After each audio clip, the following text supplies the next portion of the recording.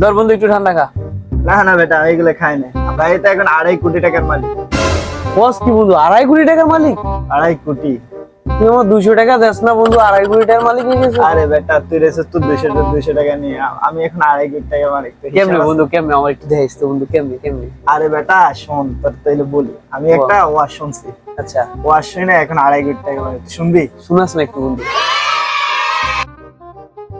আমি গতকাল হিসাব করে দেখলাম আমি প্রায় 2.5 কোটি টাকার মালিক। কত? গতকাল আমি দেখলাম যে 2.5 কোটি টাকার মালিক। না,